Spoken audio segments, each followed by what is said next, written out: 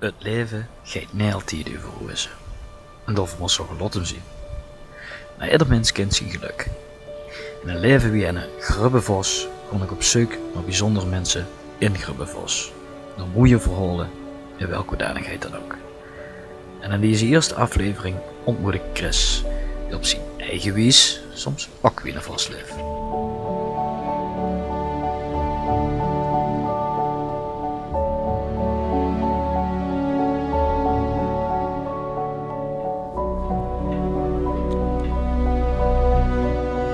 €20 aan de steek.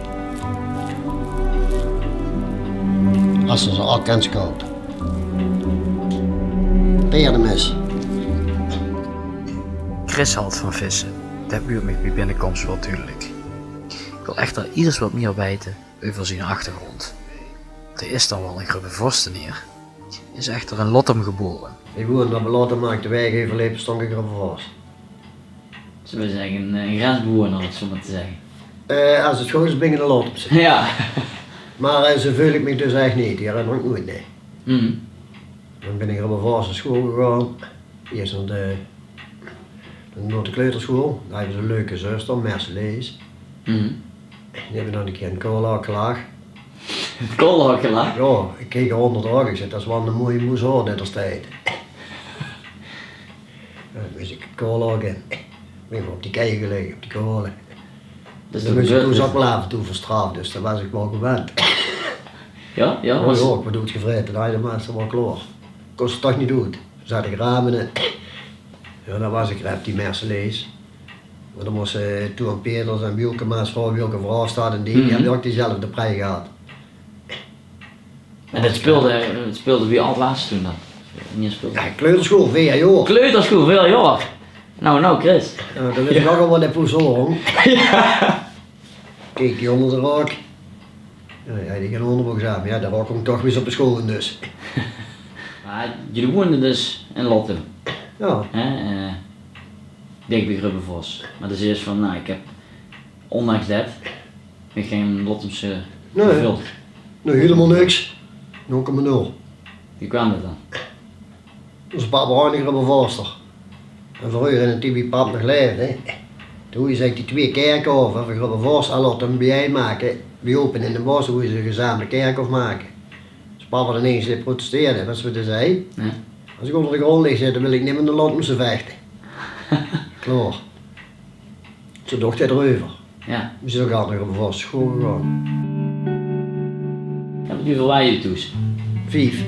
5. 2 broers en 2 zusters. Ja, mijn oudste broer was dan verongeluk. Is voor ongeluk. 72. 72. Toen was het 12. Toen was ik geen 13 en mijn broer was er 14, net 14. Zo.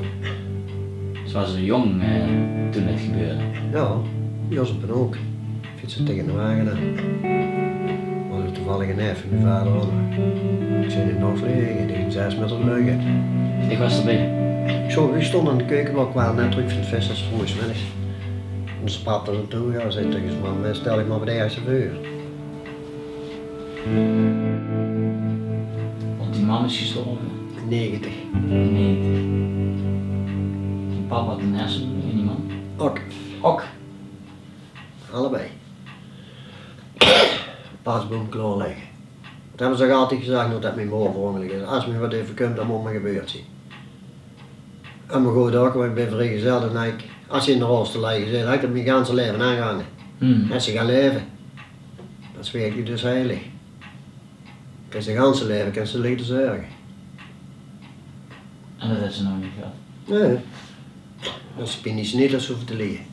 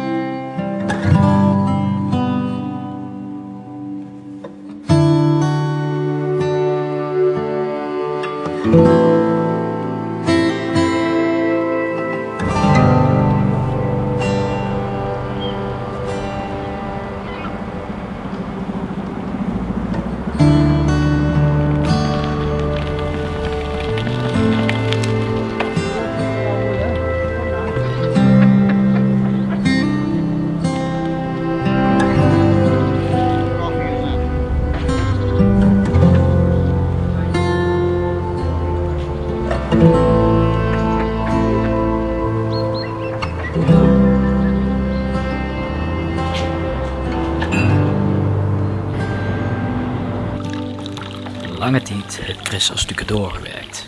Die is eind 1989. Ik werkte niet bij Forse Sjaak. En toen kreeg ik het in de rug en zweeg erop, een week later kreeg ik het niet meer. En toen naar het ziekenhuis toe. En toen ik ook een dokter om nog 2 ingezaten. Maar die jas deed erin net of dat ze mijn pielk in het gooien waren met de hart en zo op de knuik. Maar dat deed wel pijn. En toen naar de reumatoloog, dan was het klaar. En wie waren dan de mensen zoals ze dan? Ja, toes, vissen. Ja. Vissen, dat ik erbij vissen. Was dat niet moeilijk dan? Als het toen mensen... Ja, ik heb problemen mee. Nee? Dat is toch al 360 wedstrijden in het jaar, is er Ja, ja. 65. Dus hij is al heel veel vrij in het jaar. Ja. Dus die 230 kost er nog wel net bij. Ja. Hij is er door wat kanonnen, Mhm. even. En dan ook keihard in de wintertijd. En de zomertijd doen we elke dag vissen.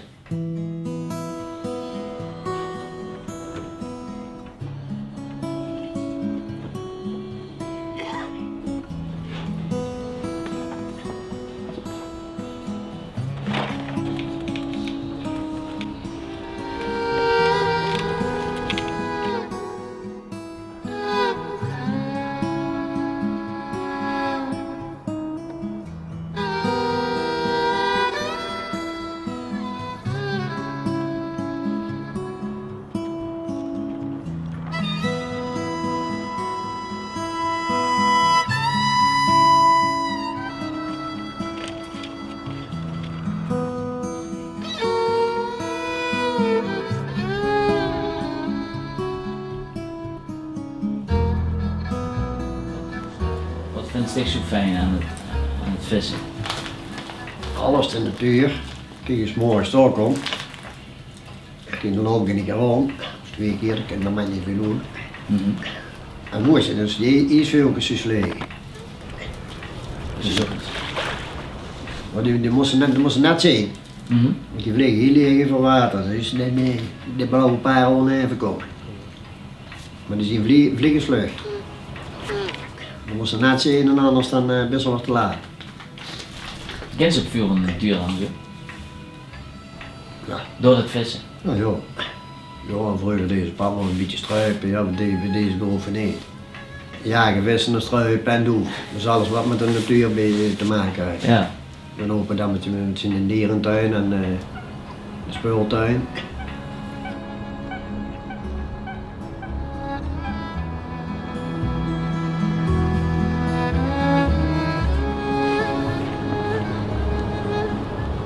En het beet. Kijk, de beet is ja.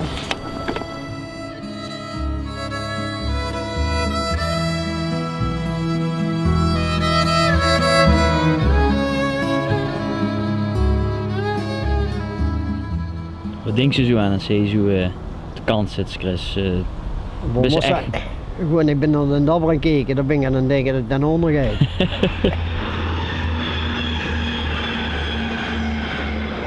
Ze zien erbij die werden gek van als ze geen beet kregen, liggen ze te staan, ik boerend geen vis en zonder kwaad allemaal. Beginnen ze zich te irriteren dan? Ja, als er watervuldig staat kan er vis zwemmen, dan zeg ik altijd zo. Die beers hebben de kop en de stert en die maken ook wat ze willen zien. Niet wij. Nou, ze nu zijn vrouw nageslagen, Chris. Nee. Dat is niet Hadden van we wel kant. mij gezien dat ze in het hobby waren, was al.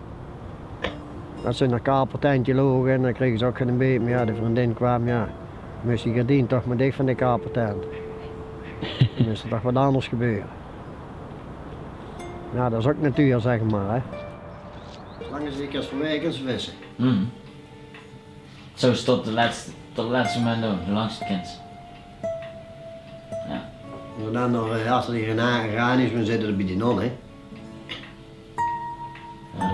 De poezoor zal toch wel weg zien. Ja. De dag dat ze geest, dan sta je ook bij die geboorte, zeg ik altijd beschreven. Gewoon een tas koffie drinken, maar dat is zo lekker.